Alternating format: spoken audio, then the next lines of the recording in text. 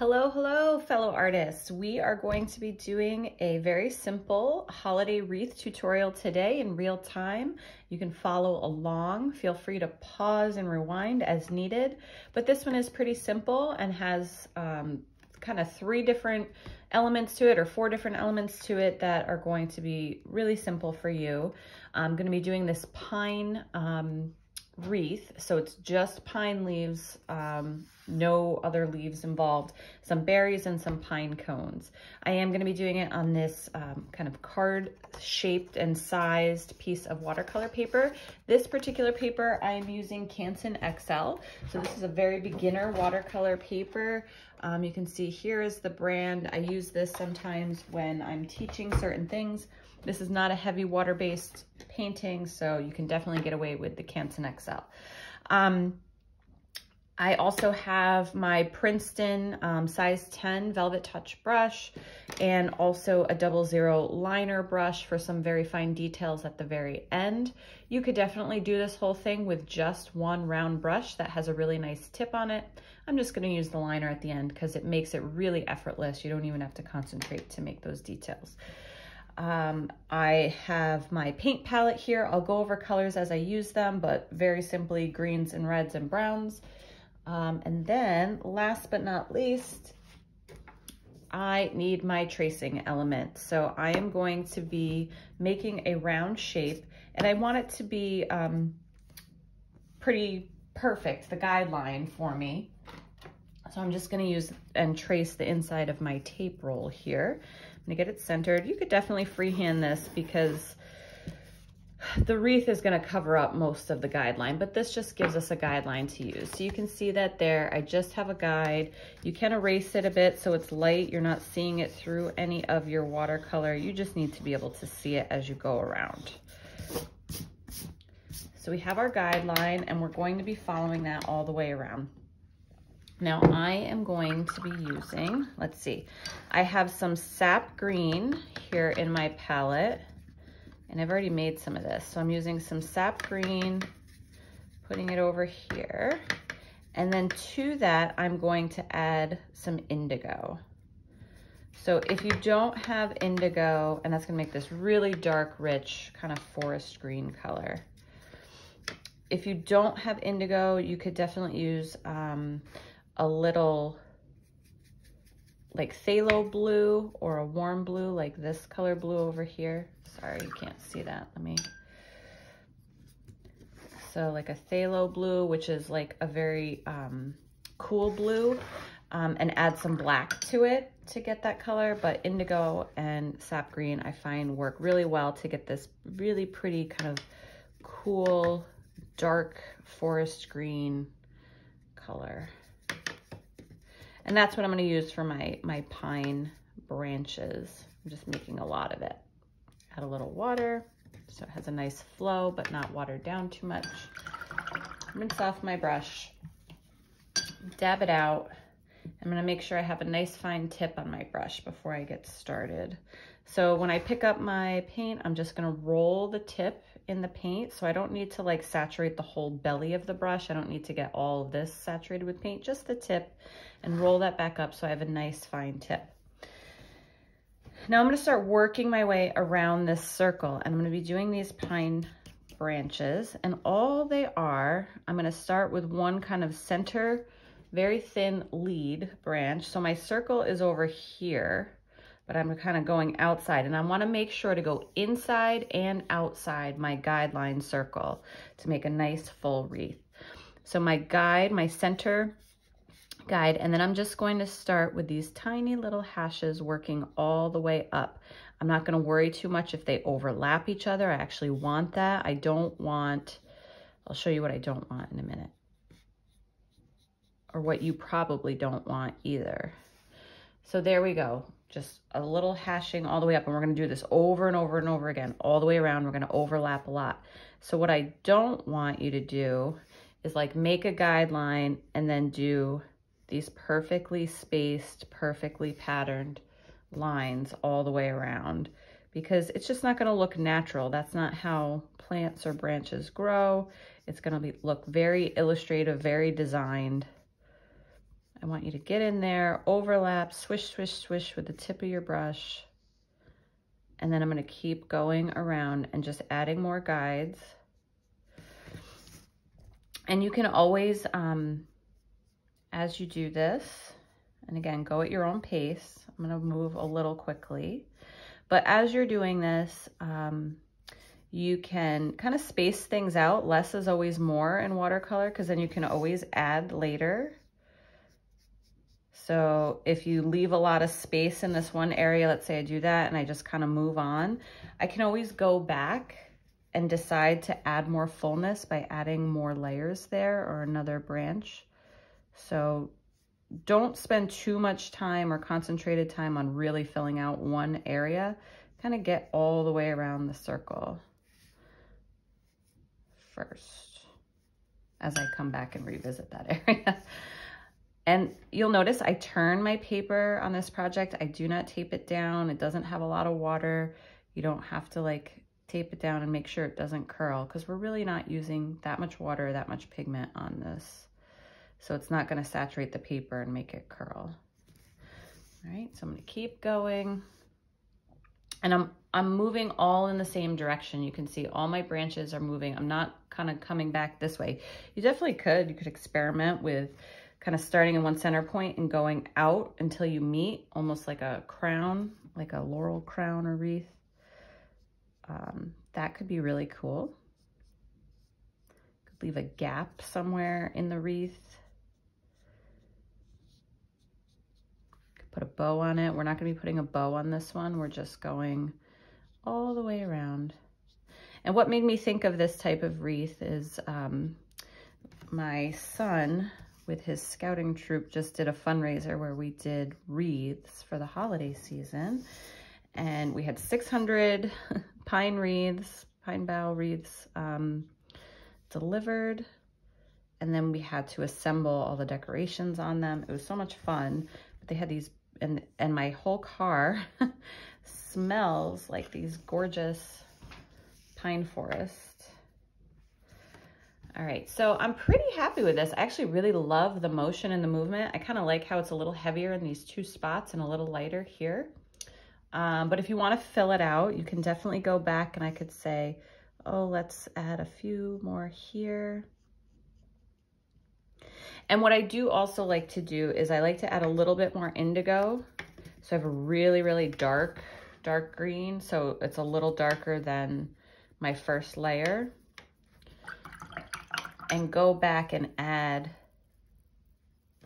some much darker details, just right overlapping. I'm not worrying about like going in between branches. I'm kind of going right over top and adding in just a few darker.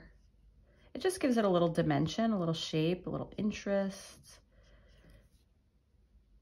I have quite a bit of water on my brush. I'm going to take that off. I'm not getting... You do want to make sure that first layer is dry.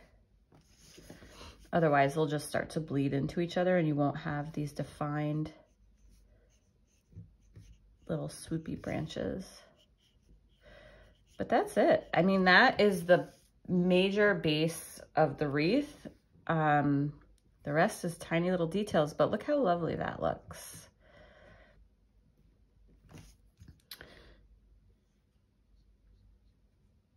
So yes, I've been delivering wreaths all over our county for a week. And I'm finally done. I have one more left. But such a fun, great fundraiser. The wreaths last forever. I had mine until like March last year. Finally, I was like, it's spring now, so I have to get rid of you. Okay. So we're just gonna let those last few little areas dry, and then we're gonna add berries, twigs, and pine cones. And they are very easy elements to add. You can add a ton of them or not many at all, a few very sparse ones. I don't know if I mentioned, but it is morning here, so I'm drinking coffee. I apologize. Got to get that energy up and going. I don't know if any of you are coffee drinkers out there. We have discovered this awesome coffee called Super Coffee, developed actually by a local family in our area in upstate New York. If you can find it, it's amazing. It's coffee, you know, with all the wonderful caffeine, but then there's a bunch of vitamins and antioxidants in it. I don't know how well it works. It makes me feel amazing. So until it's proven otherwise, I'm going to keep drinking it. It's quite lovely. All right. So let's add in our berries. So I'm going to add berry clusters just around my wreath. This one I added a lot. I kind of like that look. You could just do a few little clusters. I did kind of big clusters here. You can see they're big clusters of them instead of like 1s and 2s and 3s of single, you know, little berries. I did like 4 or 5 clusters. And when I do my berries, I try to leave in some of them a gap or like a little white space as like a highlight. Gives them a little dimensionality. Makes them look like they're rounded. So I did 1, 2. I definitely like to do odd numbers of things, so 3s and 5s. So since I did 3 clusters, I wouldn't want to do a 4th. That would make me feel really unsettled.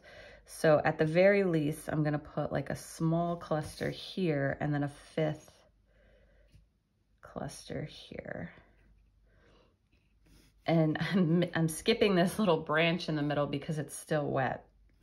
So I'll come back and probably add another one like right in the middle there once that's dry, because that looks odd like that. And then maybe you have large clusters and then you just go in and add like some 1sies, 2sies here and there. Again, you could do a lot less berries than this. You could just do like 5 or 6 or 7 individual berries all around. But I like these big clusters. All right, so that is done. We have to let those dry. I have to remember to come back there and add something in the middle there. Now we're gonna do a couple pine cones. Pine cones, so I used alizarin crimson for these berries. Pine cones, I'm going to use, I think this is burnt umber, or Venetian brown, a brown. You can use a reddish brown or a cool brown. It's really up to you. I like to use a cooler brown. I just got some burnt sienna in there. I don't want that. I don't want a very red brown. So I like to use a cooler brown. If your brown isn't cool enough for you, you can just go add a little blue to it.